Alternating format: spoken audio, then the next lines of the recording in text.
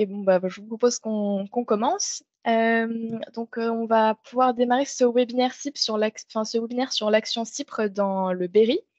L'action CIPRE en sol argilo-calcaire du Berry à la recherche de la robustesse en zone intermédiaire. On est avec Mathieu Loss de Terrenovia, Édouard Baranger d'Arvalis et Domitil Jamé, moi-même, donc de Terrenovia. Ce webinaire fait partie d'une série de 6 webinaires.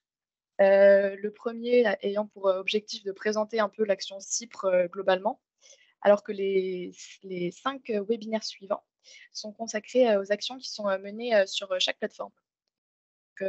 Les sessions dédiées aux plateformes du Lauragais, de Champagne, de Limon-Picard ont déjà eu lieu. Les replays sont disponibles sur le site internet. Et vous pouvez déjà noter la date du dernier webinaire sur CIPRE Béarn, le 3 avril. Quelques mots sur l'action CIPRE pour commencer, donc à l'échelle de la France. Le projet a déjà été présenté dans les webinaires suivants, donc je ne vais pas rentrer dans le détail. Mais donc voilà, je tenais juste à rappeler pour commencer que c'est une action interinstitut, donc portée par les instituts de grande culture, Arvalis, Terrenovia et l'Institut technique de la betterave. Qui a débuté en 2014 et qui vise à accompagner la transition agroécologique des fermes en France. Ce projet se décline en 3 volets. Une partie observatoire qui vise à décrire et mieux connaître les systèmes agricoles actuels et les performances qu'ils réalisent. Des plateformes d'expérimentation sur lesquelles on teste des systèmes innovants qui sont donc des systèmes diversifiés sur lesquels on expérimente différents leviers agronomiques et que l'on compare à un système témoin qui est représentatif de la région. Et enfin, le 3e volet, les réseaux d'agriculteurs en transition agroécologique.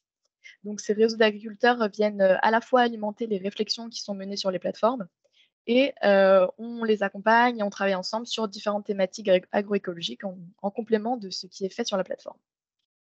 Donc l'objectif global de l'action CIPRE est donc de concilier au mieux des objectifs des performances de productivité, des performances économiques et des performances environnementales.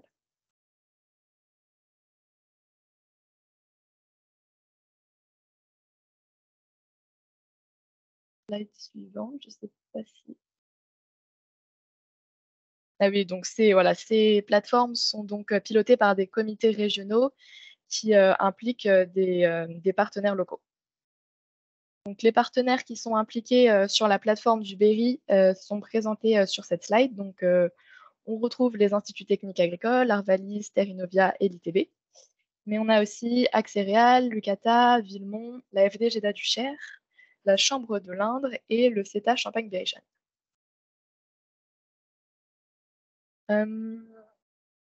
Donc aujourd'hui, pour ce webinaire, on vous propose 2 parties. Une première partie sur la plateforme expérimentale CIPRE et une deuxième partie sur le réseau d'agriculteurs CIPRE-Berry.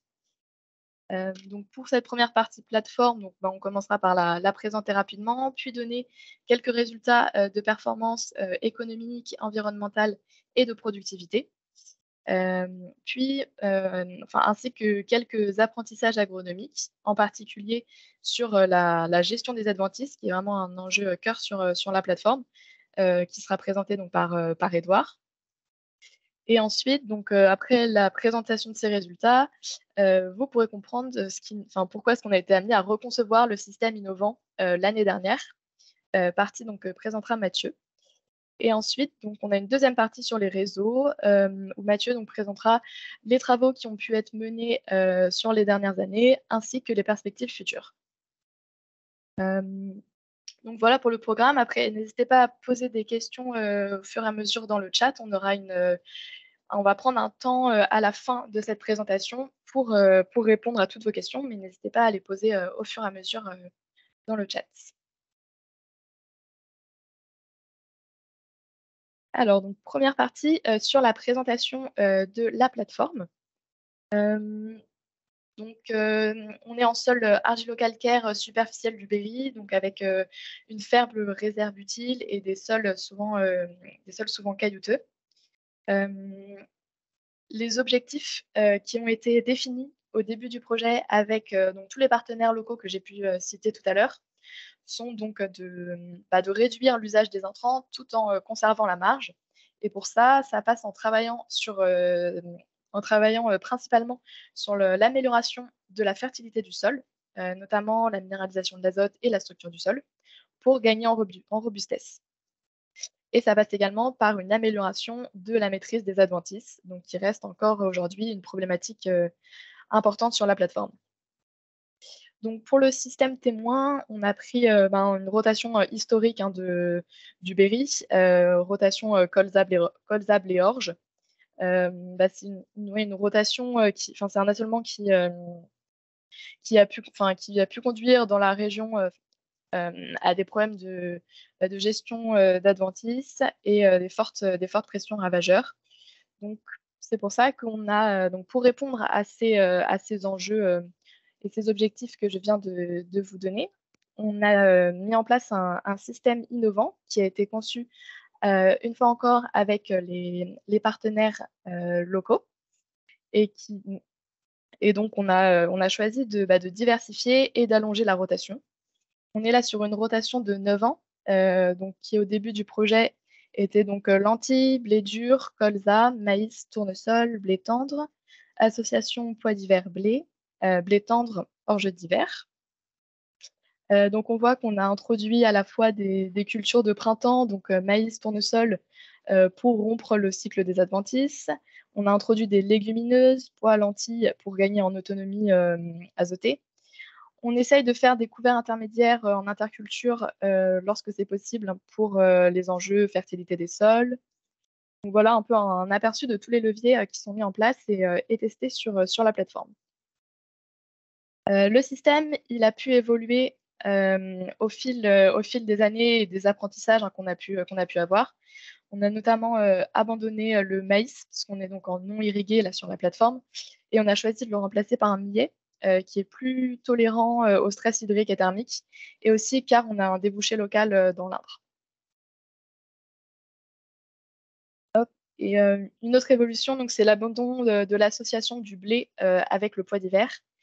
D'une part pour des problèmes de désherbage, on avait, des solutions de désherbage chimique qui étaient trop restreintes, en association et aussi pour les risques de piétin échaudage sur le blé suivant. Donc voilà, concernant maintenant les performances, de ce système innovant, hem, donc on évalue, les performances de ce système à l'aide, d'indicateurs, qui renseignent à la fois donc sur les performances de productivité, sur les performances, économiques et sur les performances en termes d'usage d'intrants et d'impact environnemental.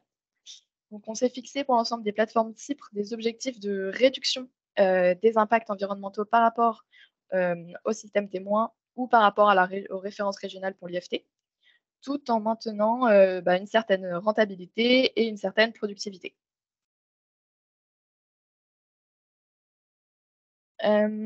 Donc pour commencer, on peut regarder, les résultats, en termes de productivité, donc qui sont les 2 premières lignes de ce tableau.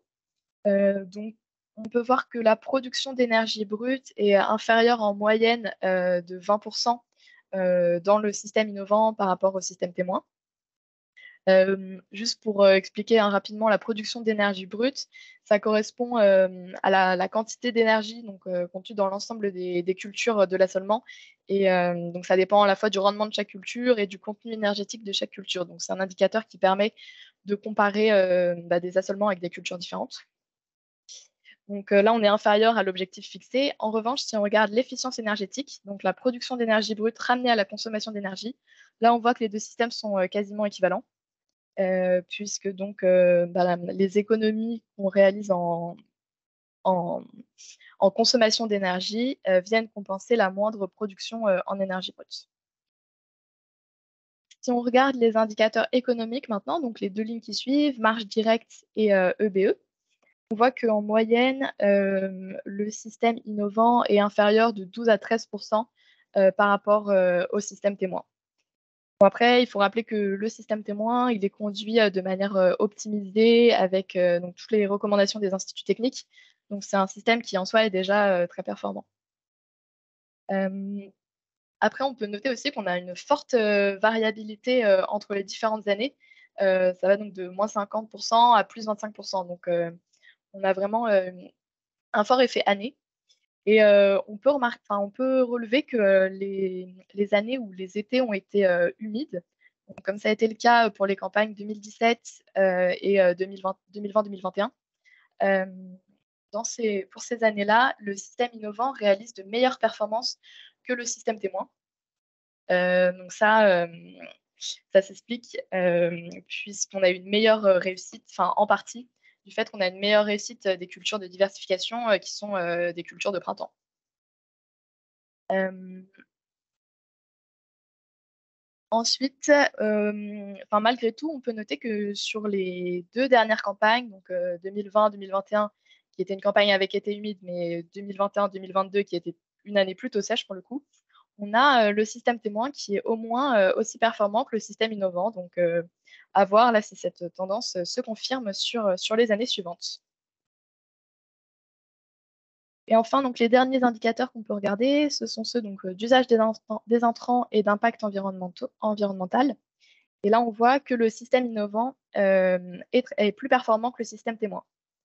Hem, donc si on regarde, les IFT, on a une réduction, bah, de 37 en moyenne par rapport à la référence régionale et 28 par rapport aux témoins. Donc on n'est pas tout à fait aux objectifs, fixés, mais ça reste quand même très satisfaisant.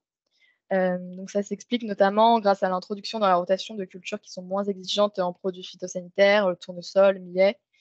Mais aussi, un peu grâce à la réduction de l'IFT, sur, les cultures, plus traditionnelles.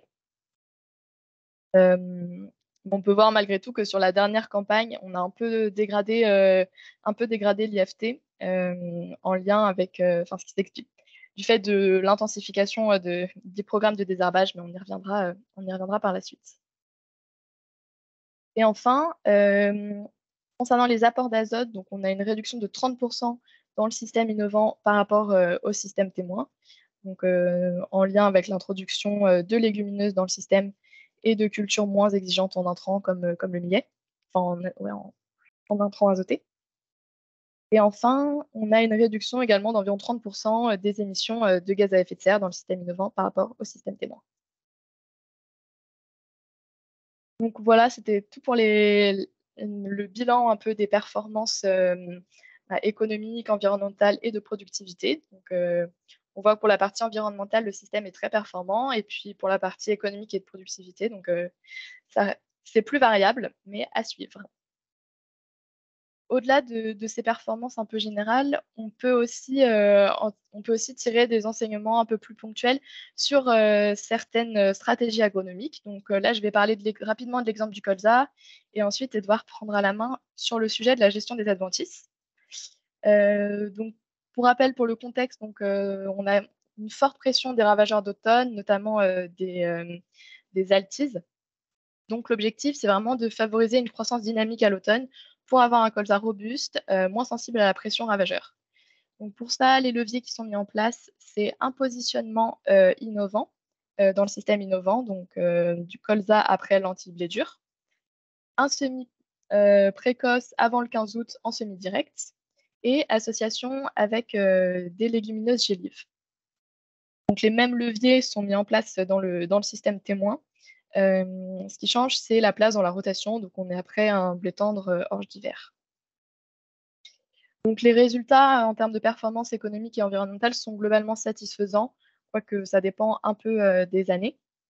Hem, d'une part, si on regarde ce premier graphique, qui donne donc les IFT d'insecticides à l'automne, on voit qu'on a globalement un IFT insecticide à l'automne, assez faible. Si on prend le système innovant qui est, en bleu, on voit que sur, toutes les années, sauf pour la campagne 2020-2021, on a un IFT insecticide d'automne, hein, qui est compris, entre, 0 et 1.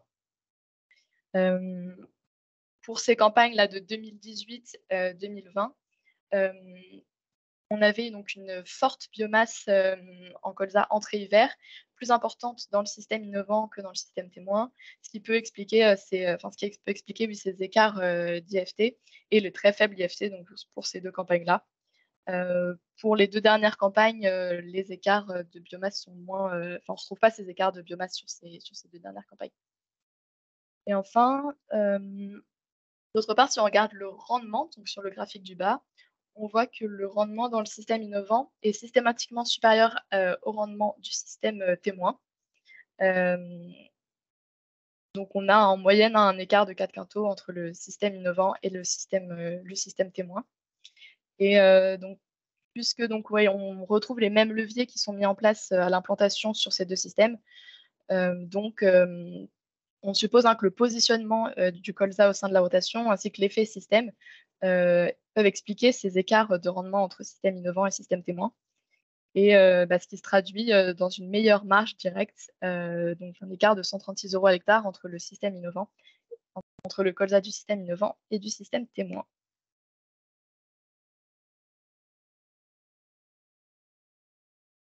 Donc Édouard, je te laisse la parole. Oui, bonjour à tous.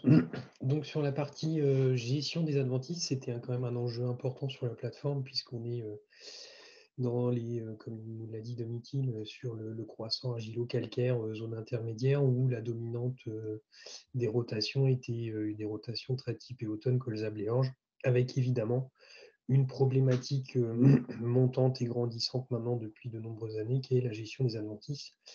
Quand on parle gestion des adventices, on fera un premier focus, on va dire, sur la gestion des vulpins, dominants sur la plateforme avec, présence un petit peu également de raies gras. Donc, évidemment, une forte pression graminée d'automne avec, on le sait tous, des problématiques également de soucis de résistance de ces adventices aux solutions chimiques type sortie d'hiver, foliaire de printemps, et donc reposer une stratégie chimique indispensable sur des stratégies de programme d'automne. Et donc l'idée de la construction de cette rotation et de ce nouveau système, c'était évidemment donc en parallèle du système de référence colza-bléorge, mettre en place au sein de ce système des leviers agronomiques forts pour gérer le désherbage. Le premier que l'on peut voir, c'est l'enchaînement des cultures colza, maïs, tournesol. Alors, on vous l'a dit, le maïs a été remplacé par du millet pour des problématiques de potentiel, hein, puisqu'on est sur des argilo-calcaires. L'idée, c'était d'enchaîner, on va dire, trois têtes d'assolement, trois têtes de rotation, dont deux des cultures de printemps pour vraiment avoir une rupture de cycle pour gérer ces adventices plutôt typés automne. L'avantage d'avoir remplacé le maïs par du millet, c'est qu'on décale encore plus la date de semis au printemps. Donc un levier agronomique très fort pour espérer avoir un blé tendre qui suit le tournesol, hein, que vous voyez en bas. Un blé tendre, on va dire, avec des leviers agronomiques très puissants et que retrouver une culture d'automne sans souci de désherbage marqué. Alors, ce qu'on a associé aussi au levier agronomique culture de printemps, c'est ce qui est entouré en bleu, ce sont les leviers implantation et principalement le blé tendre qui suit le tournesol, l'objectif étant de le semer en semis direct. C'est des choses qui se pratiquent plutôt bien derrière tournesol, hein, c'est assez facile d'un point de vue technique. L'idée étant de ne plus perturber le sol pour remonter des graines en germination et limiter ces nouvelles levées. Donc voilà pour les leviers qu'on a pu mettre en place. En termes de résultats, donc voilà ce que ça donne. Donc là, on va comparer le blé dans le système témoin colza-bléorge et le blé dans le système innovant, le fameux blé de tournesol qui suit l'enchaînement colza-millet-tournesol. Donc, quand on regarde en termes de performance sur la moyenne des 4 dernières années, en termes de rendement, vous voyez que le rendement de ce blé de tournesol est supérieur de 6 quintaux au blé témoin. Alors, on a, au-delà de l'effet uniquement désherbage, hein, on a forcément l'effet que l'on a des cultures vraiment de rupture aussi en termes agronomique d'un point de vue parasitisme, d'un point de vue maladie. Donc on bénéficie aussi de ce levier-là pour ce fameux blé de tournesol dans le système innovant. Un système qui nous avait permis, vous le voyez côté IFT herbicide, de baisser les IFT herbicides, hein. C'était un enjeu important de réussir à contrôler tout ce qui est adventice par de l'agronomie avec un objectif de réduction des phytos. Donc globalement, vous voyez un objectif, une baisse de l'IFT herbicide, hein, de 1 point. En termes de marge, eh ben forcément, on fait un peu plus de quinto, on a un peu moins de charges côté herbicide. Donc on a une marge qui est positive en faveur du système innovant pour ce blé-là de 240 €. Côté azote minéral, on est bon an mal an à l'équilibre, hein, on est à 10 unités d'écart derrière le blé de tournesol, mais globalement, du moins on n'aggrave pas la balance azote, on l'améliore. Et évidemment, côté émissions de gaz à effet de serre, on est mieux, pour les raisons qui sont listées au-dessus. Et puis, vous avez, à titre d'illustration, hein, le blé de colza dans le système témoin en 2021. Alors, j'espère, on voit pour les plus connaisseurs des vulpins, vous voyez qu'il y a une belle couche de vulpins et qui est en pleine floraison au-dessus, et qu'on retrouve en dessous, par contre, un blé de tournesol dans le système innovant qui est, je vais pas dire indemne de vulpins, mais une gestion qui est qui est devenue beaucoup plus simple. Voilà pour la comparaison, on va dire, des, des 2 blés pour illustrer le propos. Donc le constat, malgré tout, au bout de ces 4 ans, c'est qu'on a un effet clair positif de l'enchaînement des 2 cultures de printemps suivant le colza pour le blé tendre. Par contre, ce que l'on voit, c'est que autant notre blé tendre est là sur la rosace de la rotation, on vous a rajouté dans les carrés bleus, là, ce sont les notes de satisfaction de désherbage. Donc, c'est des notes qui vont de 1 à 10. Donc, c'est une note globale que l'on fait, on va dire, au mois de juin pour les céréales. Ce que l'on voit, par contre, c'est que autant notre blé tendre de tournesol était très propre, avec une note de 9 sur 10, donc c'est très bon, et on estime qu'en dessous de 7, c'est pas satisfaisant. Vous voyez que le pois d'hiver se salit très nettement. Alors ça, ce sont les notes de la récolte 2022, donc la récolte de l'année dernière. Notre blé tendre suivant le pois se dégrade, une note de 6, pour arriver à une note orge d'hiver de 4,3, ce qui n'est pas du tout satisfaisant. Donc malgré les efforts qu'on a fait d'un point de vue agronomique sur la partie verte, là, où il y a la flèche verte, on voit une forte dégradation.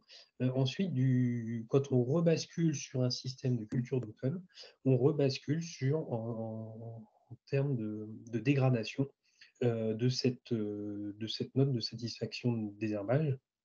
Alors qui peut s'expliquer aussi pour pas mal de choses. Les premières années, le pois d'hiver était associé avec un petit peu de blé tendre pour des effets tuteurs, pour des effets gestion de la maladie. Donc des leviers et des objectifs qui étaient atteints.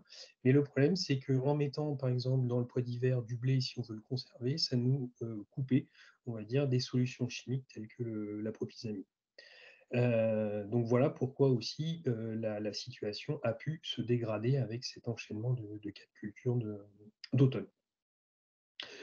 D'où la nécessité, au final, on s'était dit, bon, on a un enchaînement intéressant flèche verte, une dégradation flèche rouge, et ça, Mathieu y reviendra tout à l'heure, sur comment on a revu notre système et comment on a changé, on va dire, tout ce qui était partie rouge.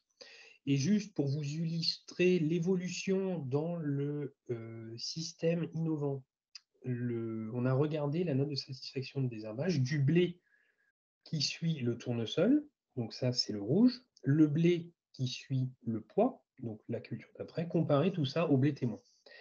Alors ce que l'on voit et ce qui est net, c'est que le blé de tournesol, en rouge, c'est celui qui tient le mieux la barre, entre guillemets, et globalement, on arrive à maintenir un désherbage satisfaisant sur cette culture grâce au levier agronomique qu'on vient de citer. Clairement, le blé de pois, vous voyez qu'il y a une forte dégradation 2015 jusqu'à 2018, 2018-2019, hein, c'est la plus forte dégradation en termes de note de satisfaction de désherbage.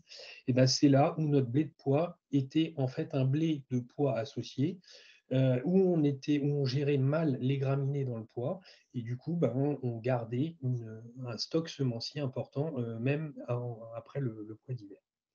Le retour, l'amélioration en 2019-2020, bah, c'est l'arrêt de l'association et le retour des solutions de propisamine. Et aujourd'hui, on voit qu'on peine quand même à maintenir une satisfaction intéressante. Et puis, le vert, vous allez me dire, effectivement, ça s'est très vite dégradé. 2015-2021, une très forte dégradation, passé de 7,5 de satisfaction, on va dire, à 4, donc un blé qui n'est pas du tout satisfaisant au final en termes de désherbage. Donc une dégradation au fil des années. Pourquoi on revient en 2022 avec une note satisfaisante? Et bien, tout simplement, c'est que on a nettement renforcé les programmes de désherbage en passant avec de la double automne, on va dire avec des programmes herbicides assez importants pour retrouver une situation qui devenait totalement, on va dire, quasiment ingérable. Donc voilà un petit peu comment ont évolué les choses au fil de l'eau et comment on essaye de les corriger. Et puis dernier élément, on a parlé beaucoup graminées, vu le pain, principalement. Le souci des intercultures avec des couverts plus ou moins réussis en fonction des conditions climatiques, des cultures de printemps sans solution de désherbage pour certaines adventices, comme le chardon. Dans le tournesol, bon, on a des solutions avec des variétés tolérantes herbicides, mais par exemple dans les lentilles, on n'a pas de solution gestion des chardons et on a en plus, avec ces introductions de cultures de printemps et d'interculture avec couvert, la difficulté de gérer des adventices tels que le chardon. Et puis la diapo d'après, je pense que c'est aussi l'exemple de la gestion des kénopodes. Dans des parcelles de lentilles, on était à plus de 200 kénopodes mètre carré, ce qui nous a conduit à retourner les lentilles l'année dernière. Voilà un petit peu pour l'aspect adventice.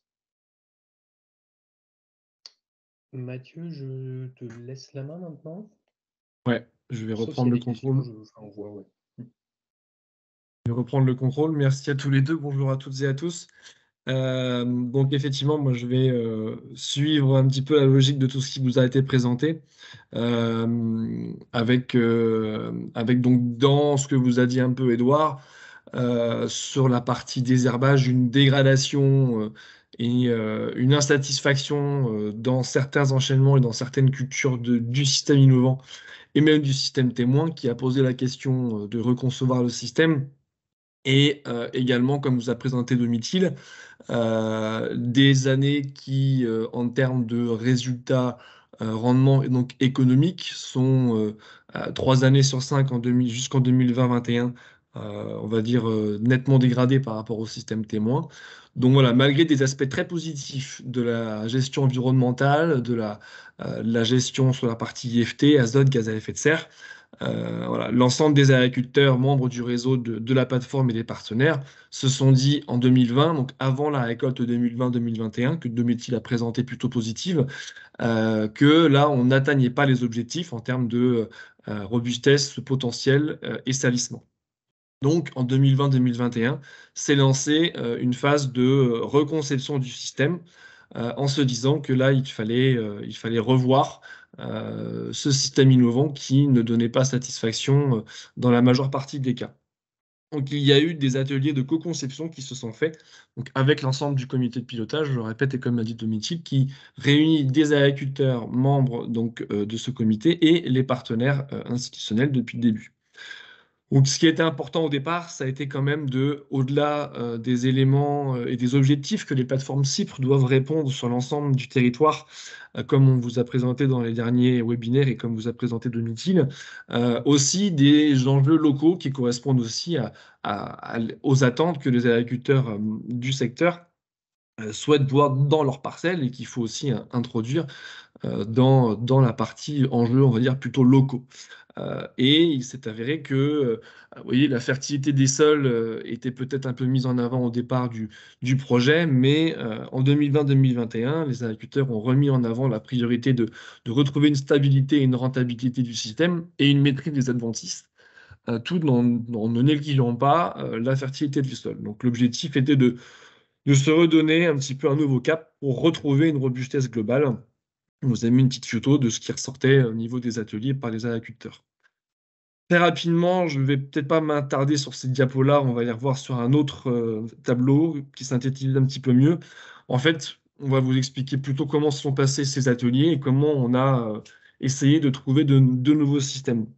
On a cherché à concevoir des systèmes qui venaient donc de la part des membres des agriculteurs et partenaires, et on a essayé de se mettre dans différents objectifs sur des nouvelles rotations.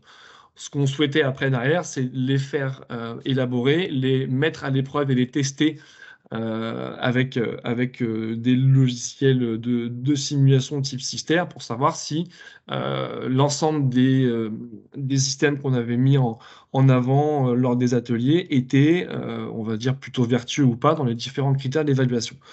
Donc, il y avait des systèmes qui permettaient d'augmenter un peu plus la valeur ajoutée, des systèmes qui permettaient de pouvoir un peu plus gérer la maîtrise des adventices en intégrant notamment des légumineuses fourragères, on va en revenir, et un système où on s'est dit, bah, gardons peut-être ce qu'on a déjà mis en place depuis 5 ans, mais optimisons-le en autorisant une culture de printemps comme le tournesol dans le système témoin, et en alternant peut-être un petit peu différemment les cultures qui étaient déjà présentes.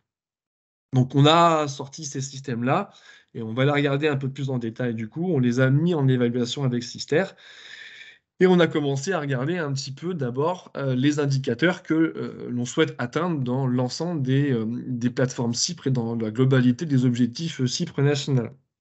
Donc vous avez en fait les différents protocoles qui ont été les différents protocoles de systèmes qui ont été testés. Donc les deux protocoles qui remettaient un petit peu plus de culture de valeur ajoutée, c'est les protocoles Colza et Sierra à la paille. C'est-à-dire qu'une des premières réponses était de se dire, bah, pour pouvoir remettre un peu de rentabilité, en 2020-2021, on voyait les cours commencer à bien augmenter. Pourquoi pas réintroduire un blé ou un colza supplémentaire sur les 9 ans?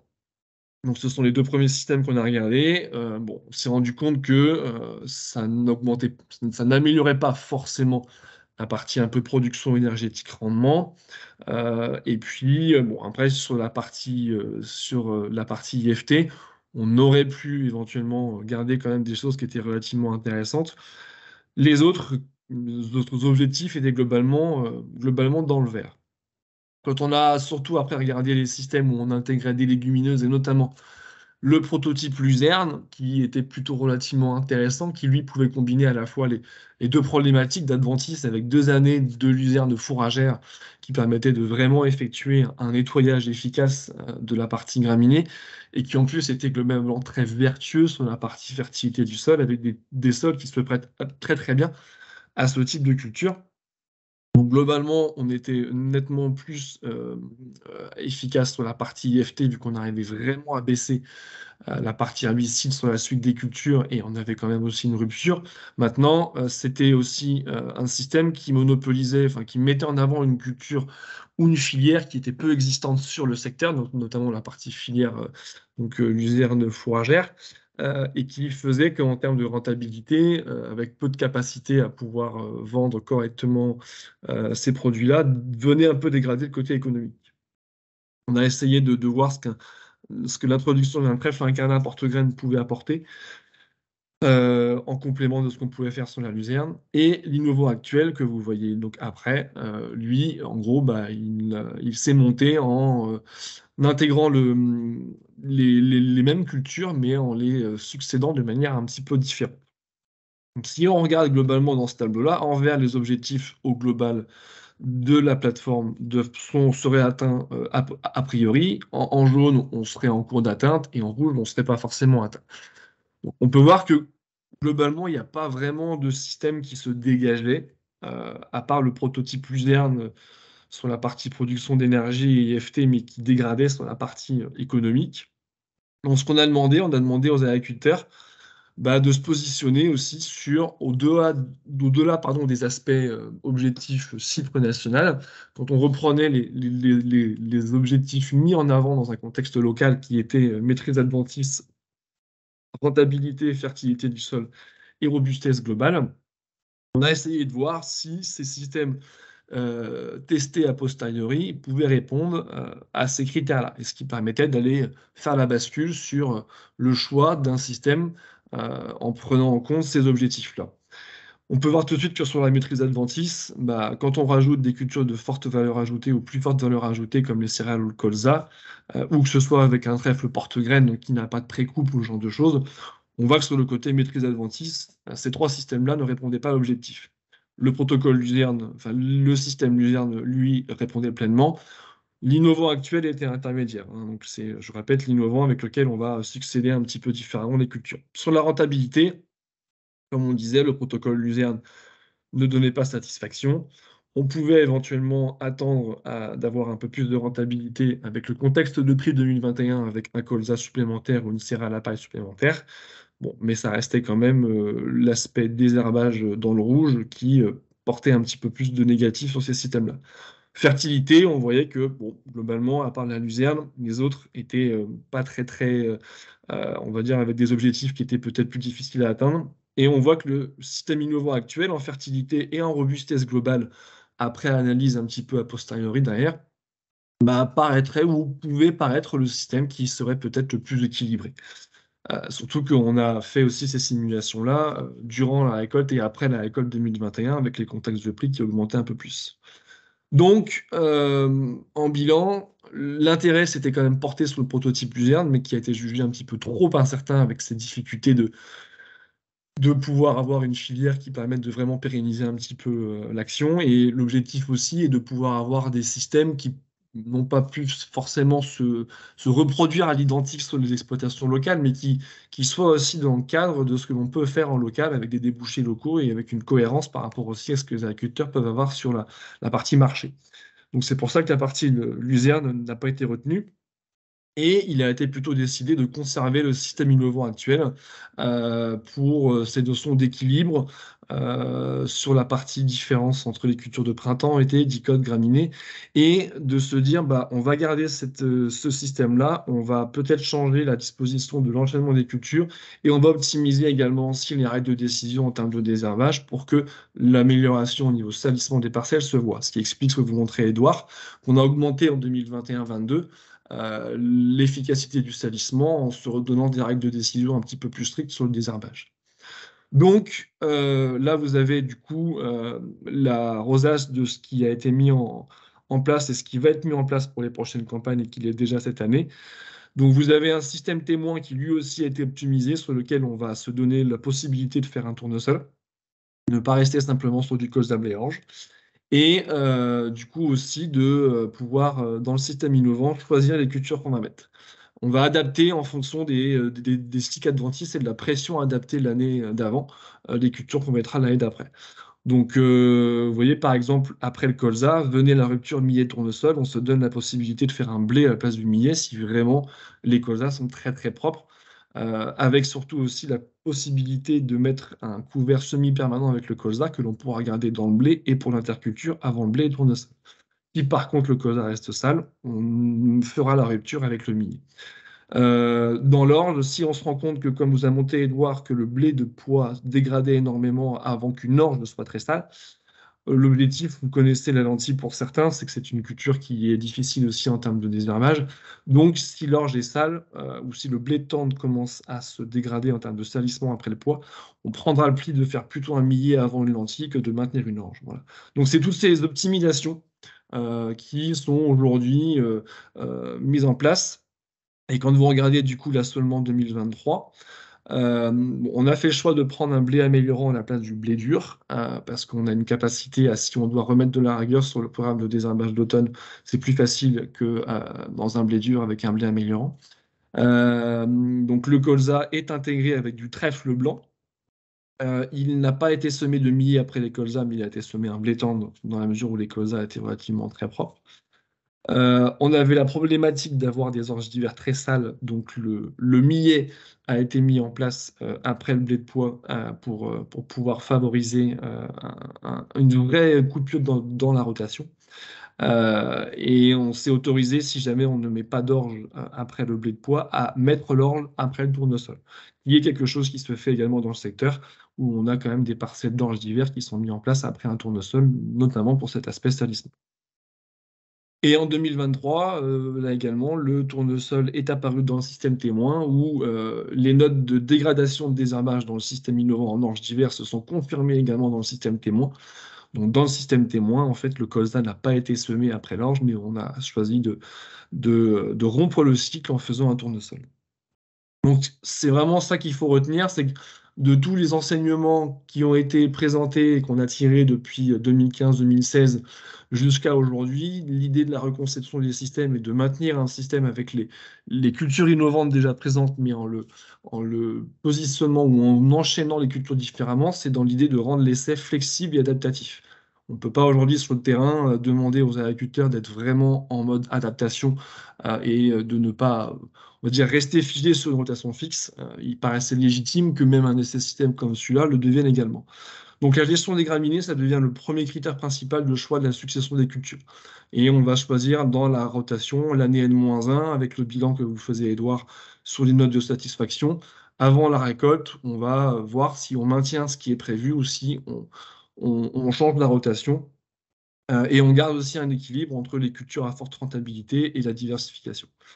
La gestion de la fertilité du sol et du travail du sol doit rester, mais dans un ordre de priorité où c'est quand même le désherbage qui prime. Mais on va quand même garder ces notions de travail de sol en fonction de l'état structural. Et pour certaines cultures, on va anticiper aussi un petit peu plus le travail du sol. On va également, là, ce que vous l'avez vu pour 2022, on a remis une rigueur dans les programmes de désherbage. On voit que ça fonctionne. La problématique qu'on va avoir avec Edouard et Domitil, c'est de se dire comment on arrive, une fois qu'on a remis un petit peu plus d'efficacité dans les programmes de désherbage, à rebaisser. Mais en tout cas, voilà, on s'est donné cette rigueur aussi pendant au moins 1 ou 2 campagnes. Et l'objectif aussi, c'est de ne rien s'interdire sur les pratiques. Vraiment, comme nous a montré Edouard, s'il faut éviter le lever et qu'il y a une bonne structure de sol, on ne travaillera pas le sol. Si jamais là, il est nécessaire de faire des faux semis ou qu'on voit que des levées sont en cours, on ne va pas s'interdire de faire aussi des faux semis. Le travail du sol va être en lien avec la structure, qu'il soit profond ou superficiel. Pourquoi pas réintroduire un labour si vraiment il y a un besoin. Voilà. L'objectif, c'est de se dire, utilisons l'ensemble des leviers agronomiques sans s'interdire de pratique pour pouvoir répondre à tous ces différents objectifs. J'en ai terminé sur la partie plateforme et pour terminer un petit peu ce webinaire avant de laisser place un peu aux questions, vous avez vu qu'il y a un réseau, il y a des agriculteurs au-delà du comité de pilotage et des partenaires institutionnels qui gravitent autour de cette plateforme système. Et bon, c'était important de vous montrer comment c'est mis en place cette logique depuis plusieurs années et comment fonctionne le réseau d'agriculteurs qui est en lien avec cette plateforme CIPRE. C'est un réseau qui était à l'origine depuis plusieurs années, il y a très longtemps, avec mon prédécesseur Gilles Sauzet, qui était mis en place avec différents objectifs. Au départ, dans le Berry, était surtout de travailler notamment les problématiques de géranium et dans le colza, donc avec beaucoup de travaux qui avaient été faits sur le semi-direct et sur l'implantation du colza et la gestion de la réussite du colza associé, avec d'autres réseaux qui étaient en parallèle mis en place sur la région.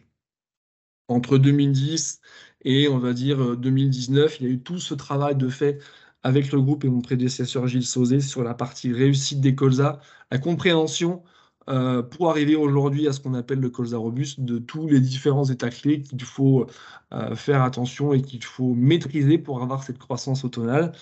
Et jusqu'à des travaux un peu plus récents qui ont montré que la croissance automnale avait un impact sur la croissance printanière. Ce sont des centaines de parcelles que Gilles a suivies avec les agriculteurs du réseau qui ont amené à aujourd'hui donner toutes les règles de décision que l'on connaît qui sont présentes dans les tableaux de bord colza robuste, dans les différents guides que vous pouvez connaître aujourd'hui.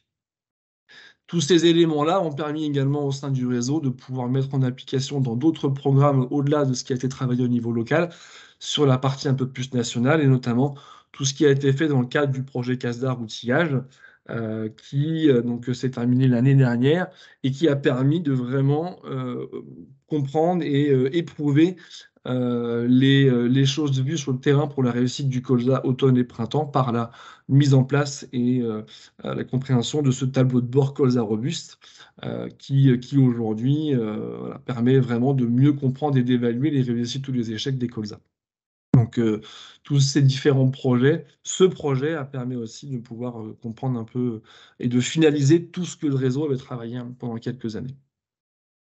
C'était des choses qui, donc, au niveau du réseau, au niveau du colza, c'est vrai, prennent un petit peu moins de temps, maintenant qu'il y a eu beaucoup de choses de fait sur ces thématiques-là, qui nous permettent d'enchaîner sur d'autres thématiques tout aussi importantes dans le secteur, qui sont toujours en lien avec la partie quand même robustesse des cultures, et notamment, par exemple, sur le tournesol. Aujourd'hui, on a des travaux qui vont cumuler un peu différentes thématiques autour du tournesol, mais c'est surtout autour de son implantation et de la réussite de son implantation.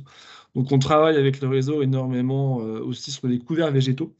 Donc, c'est en lien de toute manière avec cette implantation de tournesol. Donc, on a des suivis de parcelles qui se font pour comprendre la gestion des couverts végétaux par rapport à la réussite du tournesol. Donc, on a des essais couverts qui sont mis en place. On a des essais avec Arvalis, sur lesquels on a depuis 2 ans des protocoles communs qui nous permettent de travailler ensemble et de démultiplier un peu les situations. Nous, on va regarder bien sûr la partie après conduite du tournesol.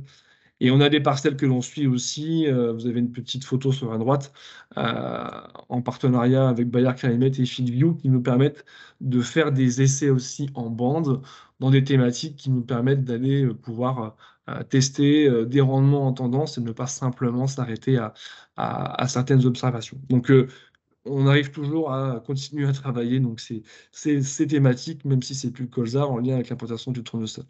Et dernièrement, le réseau Berry, le réseau de la plateforme Cypre Berry, s'est intégré dans un projet aussi euh, piloté avec plusieurs partenaires qui s'appelle Transistol et qui a pour objectif d'aller tester, éprouver des tableaux de bord d'évaluation de la fertilité du sol. Donc, ce sont des projets qui, comme vous pouvez le voir, se font dans différents réseaux déjà existants, hein. Et donc, le réseau Cypre, le réseau de la plateforme Cypre rentre dans le réseau des agriculteurs sur lequel on va aller avec les agriculteurs comprendre et évaluer la fertilité des sols. J'en ai terminé avec le réseau. Je te laisse conclure, Domitil. Non, bah écoutez, merci Mathieu. Donc, si vous voulez plus d'informations, on a le site internet Cypre qui donne les résultats actualisés et des actualités de ce qui se passe sur la plateforme. Donc voilà, hein, l'objectif étant euh, d'accompagner, enfin de fournir des ressources pour accompagner les agriculteurs dans cette transition agroécologique. On va passer tout de suite aux questions, si ça vous va, Mathieu et Edouard. Donc, il y a quelques questions dans le chat déjà. On a une dizaine de minutes pour y répondre. Donc, n'hésitez pas à poser d'autres questions. Une première question peut-être pour Edouard plutôt, enfin, tu peux aussi compléter Mathieu, sur le semis des céréales. Est-ce qu'on a testé des semis en rang serré à 9-10 cm? Et sinon, pourquoi est-ce qu'on ne teste pas ce genre de levier? Alors, sur la plateforme, on n'a pas testé ce type de semis. C'est des choses qui historiquement ont été testées chez nous. Et je pense que derrière, il y a la question de la concurrence, augmenter la concurrence pour laisser des interrangs encore plus serrés et éviter la montée des adventices. Alors oui, et ça peut être une solution. La difficulté aujourd'hui, c'est de trouver le bon équilibre si on veut rentrer dans la démarche gestion et avec les leviers agronomiques. La concurrence, certes, est importante. Par contre, plus largement, et ce qui dépasse un peu la plateforme Cypre, c'est qu'aujourd'hui, si on veut envisager du binage sur céréales à paille, aujourd'hui, on est capable de faire du binage à 15 avec des bineuses guidées, GPS, caméra. Donc ça, c'est des choses qui sont envisageables à 15 et en dessous, ça devient quand même assez compliqué. Donc oui, pour l'effet pouvoir couvrant, non, si on veut envisager d'autres leviers de désherbage autres que du chimique comme du binage. J'espère que ça répond à la question. Merci. Après, une autre question, Mathieu, sur sur le couvert semi-permanent qu'on a dans le colza et qu'on essaye du coup d'emmener dans le tournesol, voire le blé suivant. Donc, quelles espèces? Donc, c'est trèfle blanc Oui. cette année. Et pourquoi est-ce qu'on n'essaye pas d'autres, notamment luzerne, d'autres espèces? Alors depuis quelques années déjà, on essaye de conduire les colzas en association avec ces couverts semi-permanents. Le travail avait été fait depuis plusieurs années sur la partie trèfle blanc lotier, pour après diversifier et avoir notamment des cultures qui tiennent dans le temps. Au départ, comme on n'avait pas la succession colza-blé de possible, il y avait de toute manière après souvent une interculture qui était semée avec une culture de printemps en fait qui était très vite après le colza. Donc l'idée, ça a été de choisir au départ des espèces qui pouvaient très vite s'implanter avec le colza et qui pouvaient s'exprimer aussi très rapidement une fois que la récolte du colza a été faite.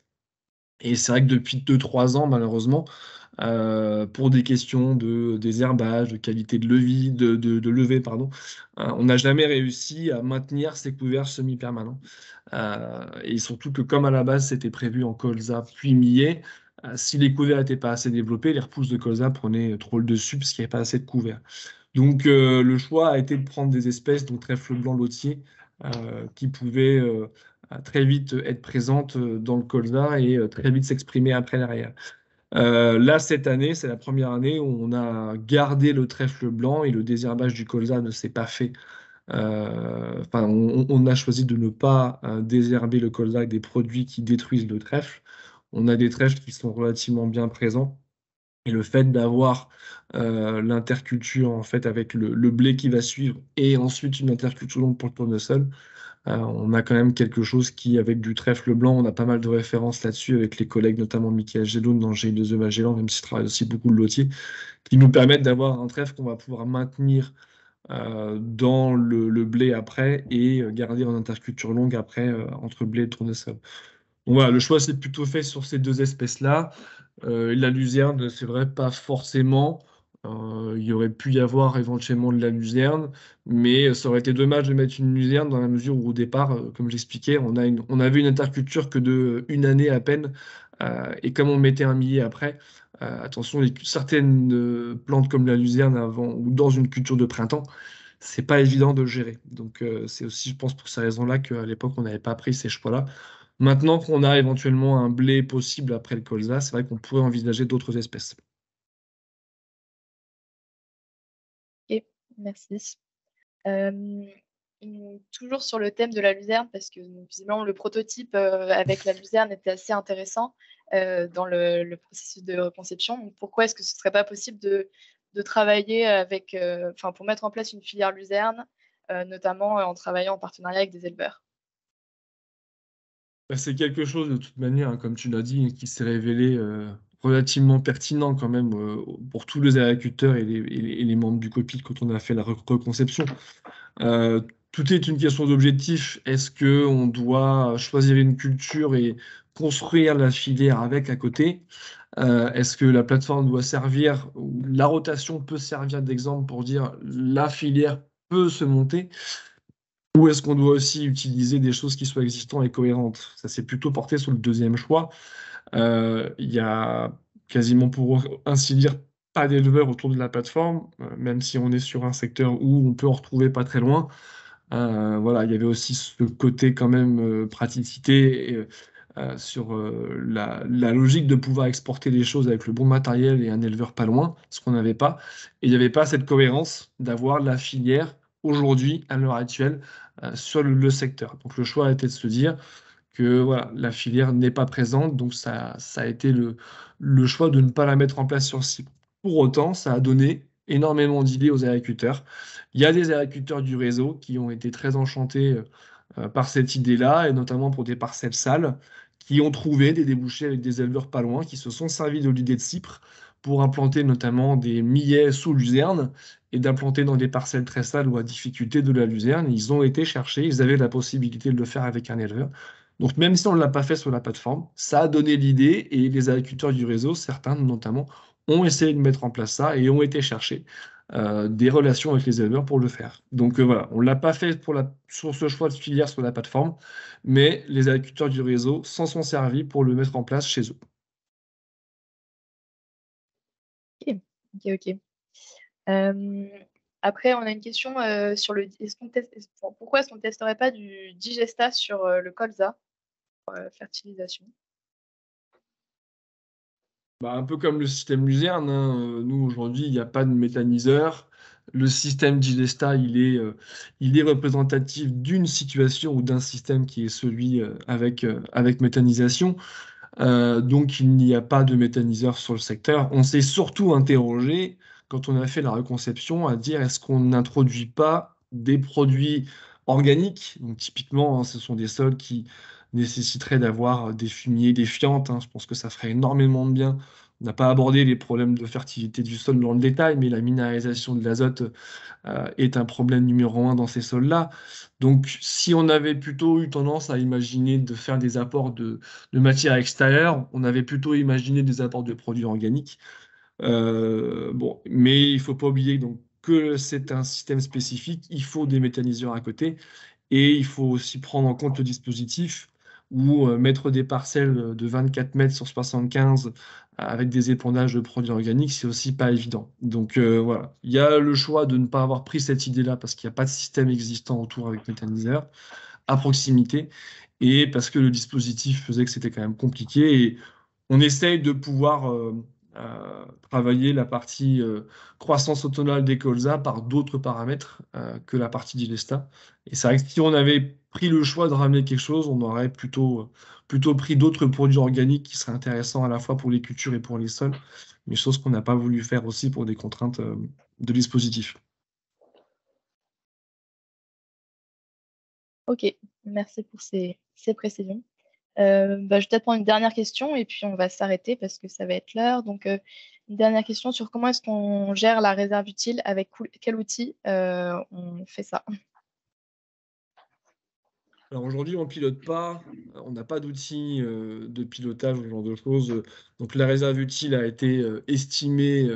Il y a tout un tas d'analyses, de diagnostics, de fausses qui ont été faites en début de projet, hein, qui ont permis d'estimer finement. Il y a une carte des sols qui a été faite, carte de résistivité pour vraiment déterminer les différences de type de sol que l'on peut avoir sur la plateforme. Et il faut bien se dire que on n'a pas un argilo-calcaire homogène sur la plateforme, hein. On va dire que l'argilo-calcaire de Champagne Berrichon représente qu'un quart à un tiers de la plateforme. Le reste, c'est plutôt de l'argile sableuse, caillouteuse ou du sable. Donc voilà, on a toutes ces hétérogénéités qui ont été mesurées, qui ont été estimées très finement. Ça nous a permis de déterminer les niveaux de réserve utile. Maintenant, après, on les calcule, enfin, on ne se sert pas d'outils particuliers en cours de campagne. On a des bilans de fin de campagne qui sont faits pour pouvoir, en fonction des bilans hydriques, savoir, et au niveau des ETP, savoir où on était en termes de consommation de réserve hydrique. Donc tout ça, ce sont des éléments qui sont faits après les campagnes sur la base des données météo. Donc voilà, je ne sais pas si ça répond à la question, mais tout ça, ça a été analysé, déterminé au départ, et aujourd'hui, on se sert des bilans hydriques pour voir où étaient à peu près les consommations de réserve hydrique et de réserve utile par rapport au cycle et à la campagne par culture. Ok, super. Eh ben, merci, merci beaucoup. Merci à tous pour votre participation à ce webinaire. Je viens de voir le message de Claire sur les projets sur la Luzerne, donc merci pour le partage et pour l'information. Et puis, bonne après-midi à tous. Merci à toutes et à tous. Merci. Bon après-midi. Ouais, merci, bon après-midi.